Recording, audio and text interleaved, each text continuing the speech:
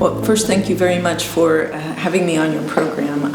It's a pleasure to be back in Batumi. It's a pleasure to be back at Batumelebs. This is a very important question that you've raised here. Let me start by saying this is very simple. This is not complicated. There's no need for all the political drama around it. In the United States, when we have sufficient credible evidence, information of corrupt acts, we are required under US law to impose these visa designations. This is a very thorough review process of the information that is presented. It comes to Secretary Blinken, Secretary of State does his own assessment and approves these visa designations when there is sufficient credible evidence. That is the process in the United States under the United States law. We are very confident, fully confident in the basis for the information on which these visa designations are based, that these four individuals were involved in significant corrupt acts that have undermined Georgia's judiciary and that have blocked the creation of a truly independent judiciary here in Georgia. If the Georgian authorities want to open their own investigation into these allegations and look into these allegations through their own methods, whether it's through Parliament or through the prosecutor's service, that is, of course, the decision of the Georgian authorities. I am confident, we are confident, that any credible, independent investigation will come to the same conclusion. And this is not a matter of what word you use in Georgian. The consequences under the United States law are the same. These four individuals are not eligible to enter the United States because of their involvement in corrupt acts. That is a process that is required under United States law. What is required under Georgia law is determined by the Georgian authorities.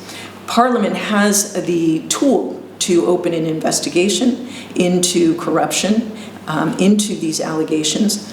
Most of the information is publicly available, and these allegations, the crux of these allegations, have been widely known for years. So I suppose the better question is, why hasn't there been an investigation into these allegations of corruption within the judiciary? It's particularly important because Georgia deserves a truly independent judiciary. It's something that you have been working on for decades, for years, to establish a truly independent judiciary because that's so important to having a strong, functioning, healthy democracy. This is an opportunity. This is an important opportunity for Georgia to demonstrate this country's commitment to fighting corruption, as well as to establishing an independent judiciary that you deserve. I hope that the authorities will take advantage of this opportunity and use the tools that are available, whether through Parliament, whether through other Georgian authorities, to investigate these allegations of corruption and to take that next step to showing that Georgia truly is committed to the fight against corruption. And what demonstrates now behavior of Parliament? What is clear for you in this case?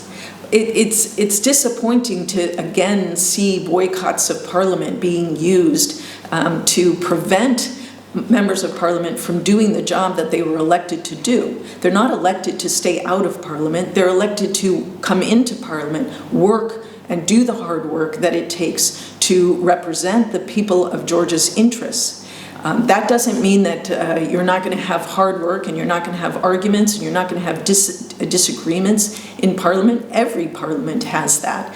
What is important is that the members of Parliament that were elected by the citizens of Georgia use Parliament and use the tools within Parliament, such as investigatory committees, to do their jobs on behalf of the people of Georgia, to hold government officials accountable, to open up for transparent review by the people of Georgia what is going on in different institutions, including the judiciary. These are not closed institutions. a healthy democracy is open and transparent, and I think that is what the people of Georgia deserve.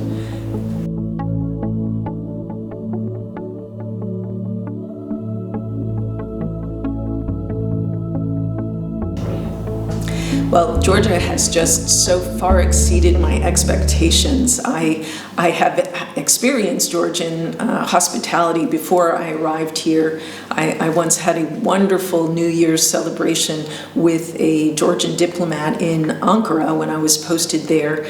He and his family he's now an ambassador for Georgia. That was my first introduction to Georgian hospitality, and I just thought it was this one family.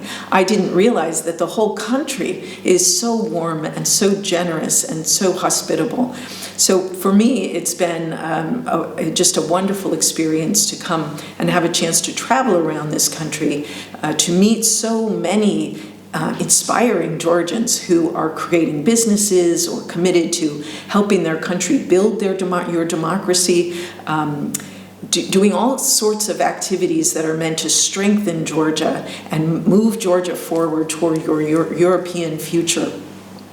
Everything that we have been doing in the United States has been in support of what the Georgian people say they want, which is a strong, secure country, a prosperous country with a strong economy, diversified economy, and of course strong democratic institutions. So over the last 30 years, everything the United States has done has been in support of Georgians' desire to build a strong, prosperous, democratic country that is on the path to Europe. What I've been able to do in the 3.5 years that I've been here to support that has been my greatest achievement. I will always value what contributions my team and I at the U.S. Embassy have been able to do. It's so rewarding to be able to help Georgians accomplish their dreams. And in some cases, it's farmers who were able to expand their dairy herds or plant more berries, raspberries and blueberries. In some cases, it was helping hazelnut farmers get rid of the marmorated stink bug, which was a big problem when I first got here. In other cases, it's been helping students and teachers modernize their teaching methods and improve the education system here. And of course, so many entrepreneurs with their creative ideas, whether they're taking a small business and making it a little bigger, or taking a startup idea and turning it into something that is contributing to Georgia's economy. So everything that we've been able to do, and it's certainly not just me, it's my whole team at the embassy who are so committed to strengthening the ties between Georgia and the United States.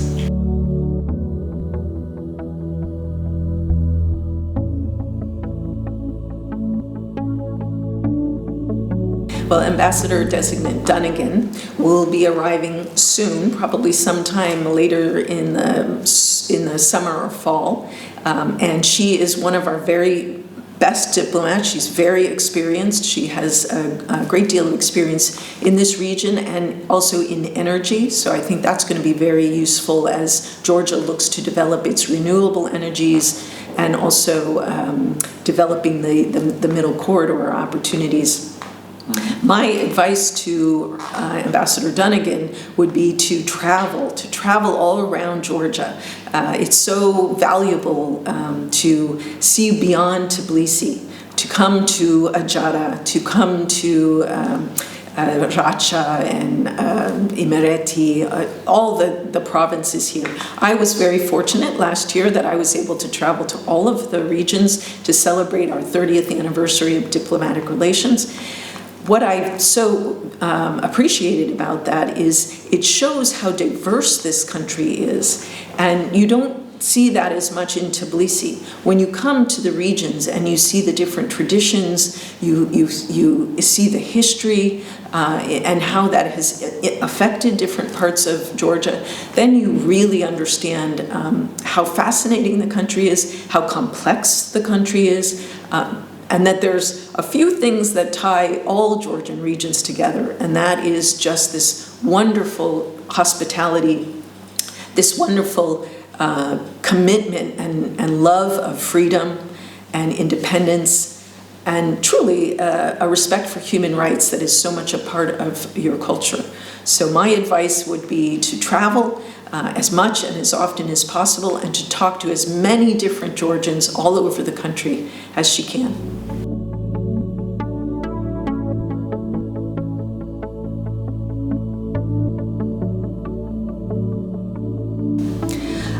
Those are very different.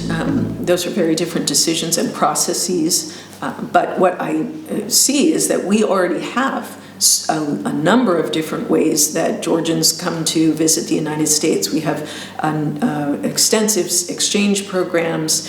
I think we have almost 1,000 Georgians who are in the United States right now on different programs and visa categories. So I don't think it's as much an issue of those two events being linked together. We're always delighted to have Georgians come. We do have our requirements for people coming into the United States. And again, we always welcome Georgians to participate in these different exchange programs that we have. Many of them are education-related programs. Some of them are also topic-based. We have programs where people come for maybe if they're interested in environmental programs or climate change activities or business development. There's many different ways that Georgians can visit the United States.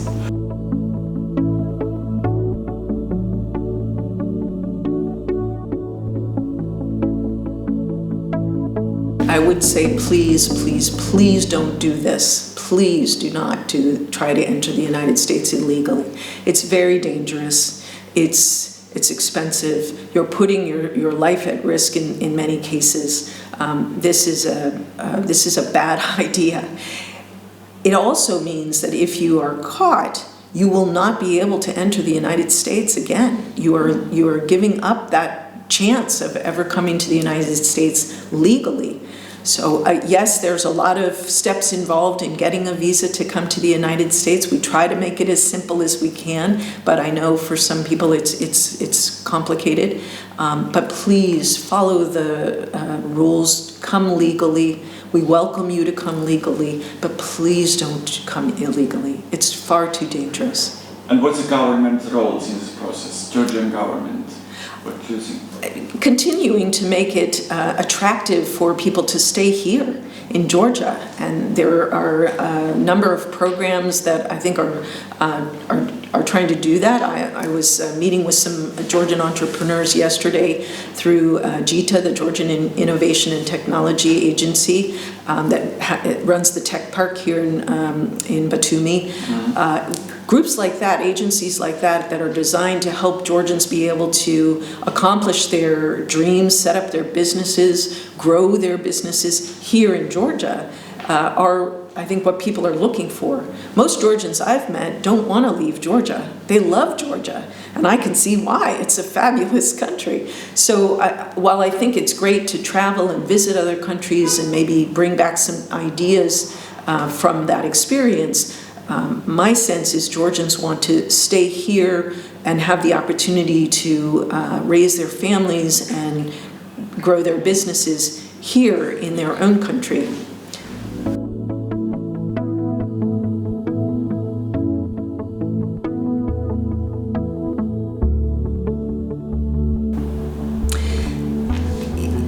There's still, I think, the resistance to having a parliament where you have give and take, where you have different views that are able to debate the issues in a civil, respectful way within Parliament and also outside of Parliament. When you have this political theater that is really just distracting people from the real issues that the country should be focused on, it does a disservice to the citizens of Georgia. Again, when members of Parliament are elected by the citizens to represent them in Parliament, I don't think most Georgians want to see them fighting each other. and bickering with each other. They want to see them debating the issues and adopting legislation that moves this country forward, that addresses important issues, whether they're economic issues or health issues or education issues, reform issues like judicial reform and other reforms that are still part of the process of developing strong democratic institutions, strong economy that can be resilient in the face of things like Russia's aggression. That's the important work before Georgia's political leaders. And I would hope, now that Georgia has put so much energy into building a parliament, creating rules of procedure, that Georgia's leaders would use the parliament as the place to debate the issues and adopt legislation that's going to make this country stronger.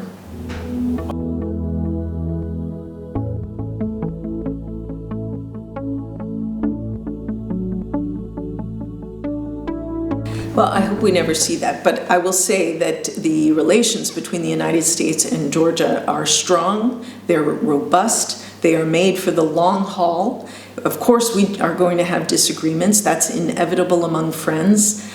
Being able to discuss our disagreements in a respectful and civil way is also very important. That is how you best come to a resolution when you have differences, or better understand each other's positions. And we have always tried to do that, preferably privately. We're diplomats. We usually want to discuss our concerns privately, and sometimes we've had to bring them publicly. And that is because we care about Georgia's success. It is very important to the United States to see this country succeed because we've been partners and friends for so long.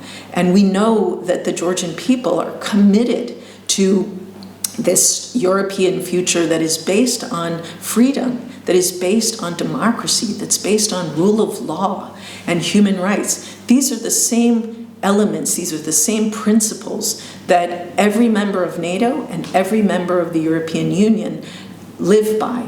And we want Georgia to join that family of nations. That means Georgia has to make the reforms and do the hard work, and I know it's hard work, but do the hard work that will strengthen Georgia's rule of law, strengthen Georgia's democratic institutions, while also making sure you have a strong economy and defense. We are confident that the strongest defense, the best deterrent to aggression from your neighbors, is a strong, healthy democracy and economy. That's why everything we do here is in support of your efforts to build a strong Georgia. And I think there's been tremendous progress made by this country in the last 20, 25 years. You look at the Georgian Defense Forces, you look at the Coast Guard, Border Police. These are much stronger, more capable institutions in terms of defending Georgia's borders and providing that stability and security that Georgians need and want, of course.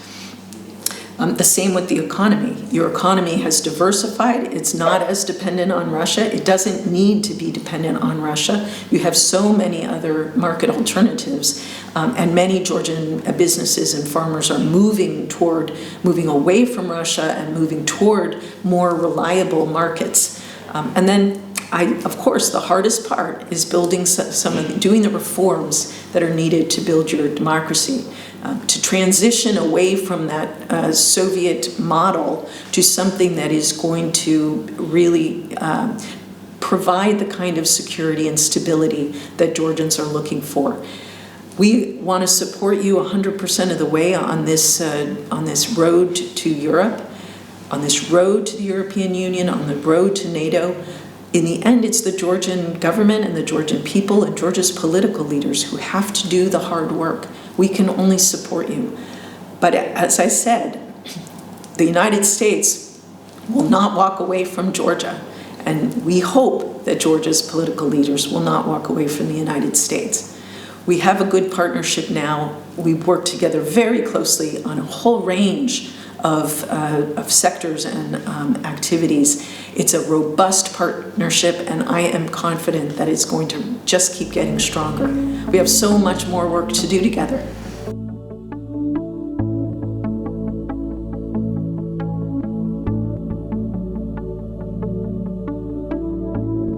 Well, it must be very uncomfortable for Georgians to hear the same thing that Maria Zakharova or the Russian MFA or the Russian the foreign minister or the Duma speaker says in Moscow, echoed in Tbilisi.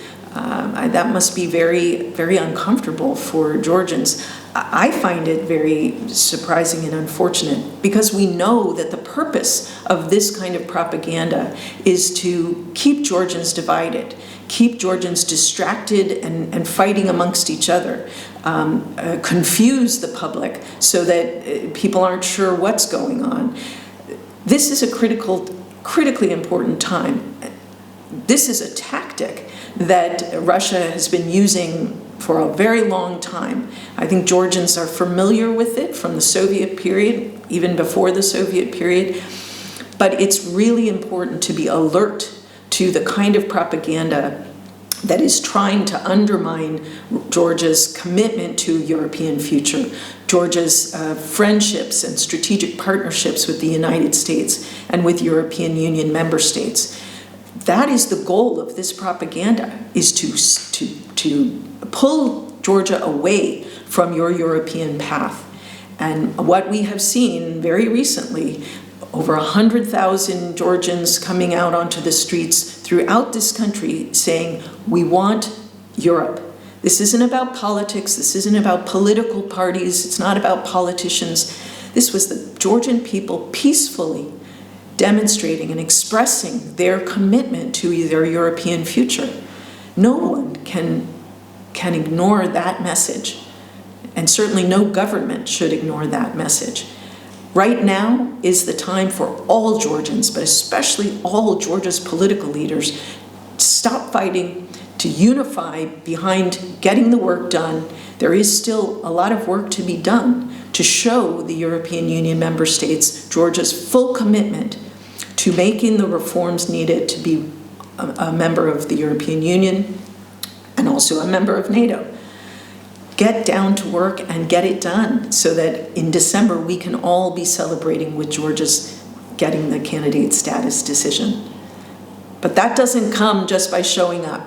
That only will come if Georgia does the hard work that it requires. Thank you for this interesting Thank and thank you for supporting Georgian democracy and Rakmaunda.